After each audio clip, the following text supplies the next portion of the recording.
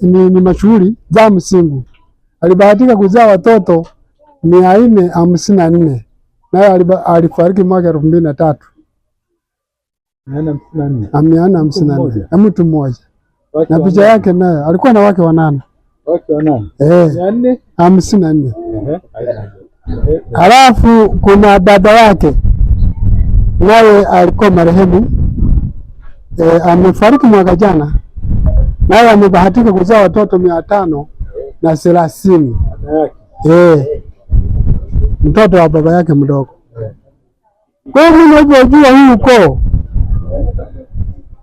kwa leo ukichunguza sana unaweza ukawa na watu zaidi ya 7,000.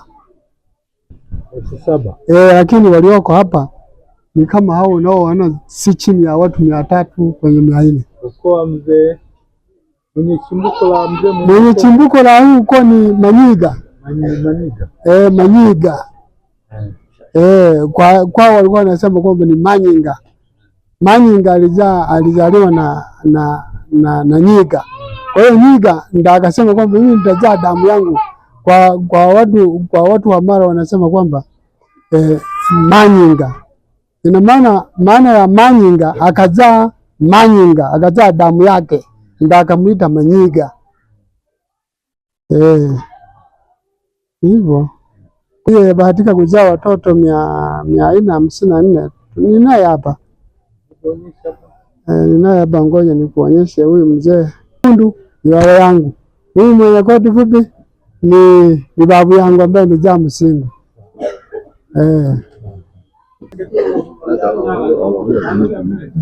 Ubuyo tantaja abana bakwe. Ubuya. Tantaja. Unaona wanalio mmoja. Jina naitwa Ng'umbu Mariko Nyabuho. Mzee huyu alikuwa ni mzee ambaye alikuwa ni mkarimu, na mzee huyu alipenda watu, na mzee huyu alipenda umoja, na alikuwa ni mchapakazi, na kazi yake ambayo ilikuwa ni kazi muhimu kwake ilikuwa ni kazi ya kilimo na ufugaji. Kwa hiyo kazi ya kilimo na ufugaji ilimletea manufaa makubwa, na akawa na watu wengi pale nyumbani, na pale aliishi na watu wa kila aina, wale wahitaji, wenye akili timamu na sio kuwa na akili timamu. Aliwakusanya wote, walikuwa kama wa familia yake, hata wale waliokuja tu. Na kwa kuwa alikuwa ni mkulima, alikuwa na magara makubwa, na kwa ujumla tu alikuwa ni mchapakazi. Kazi aliipenda, na ndio aliiwekea kama msingi namba 1 kazi, na ndio ametuachia hata sisi. Tumekuwa na hali hiyo ya kuwa wachapakazi kazi, tumekuwa wakulima wazuri, na wanaukoo hawa ambao unaowaona hapa hali chakula cha mawazo, tunakula chakula cha kushiba.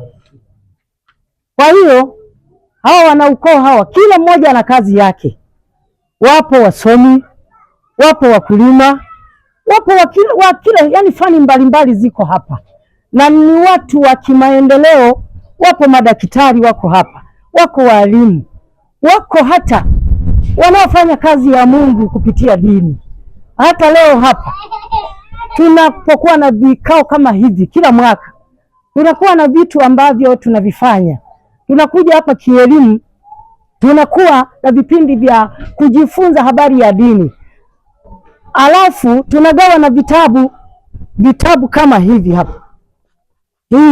Hivi vitabu tunakuwa navyo hivi vitabu, ili kusudi kuondokana na dhana ya elimu potovu ya kukatana mapanga, elimu ya wachawi. Kwa hiyo mtu anapokuwa na dini, anamfahamu Mungu, hata kuwa na imani ya mchawi. Mtu anapokufa amekuwa tu ni mtu wa Mungu, ameamua kwamba apumzike. Na kingine tunasisitizana na kujifunza habari ya afya. Watu tunakuwa na elimu kupima, kufanyaje ili kusudi kulinda afya zetu. Na jambo la 3 tunajifunza habari ya kupeleka watoto shule, familia. Na ndio maana hapa kuna fani mbalimbali, watu wana PhD zao hapa. Tunao madaktari, tunao walimu, tunao wahasibu. Kwa hiyo ukoo huu wa Washashi unasukuma sana habari ya elimu, kwa sababu elimu ndio msingi wa maisha. Na kingine kikubwa zaidi, kazi. Kazi inatufanya watu kujulikana. Hata ukiangalia hapa hakuna aliyevaa ovyo ovyo hapa, kwa sababu watu wana kazi zao, wanajitosheleza, wanakula, wanashiba. Kwa hiyo tunajifunza habari ya kazi. Kazi ndio msingi wa maisha, kwa sababu kazi, mtu akiwa na kazi hata kuwa na kuswampa ovyo, anakuwa na pesa yake anayojitosheleza katika maisha. Alafu kingine, anakuwa na maisha mazuri, hata kusomesha anakuwa na nafasi ya kusomesha. Na kazi tumeona kwamba kazi inampa mtu afya, kwa sababu na mazoezi yamo.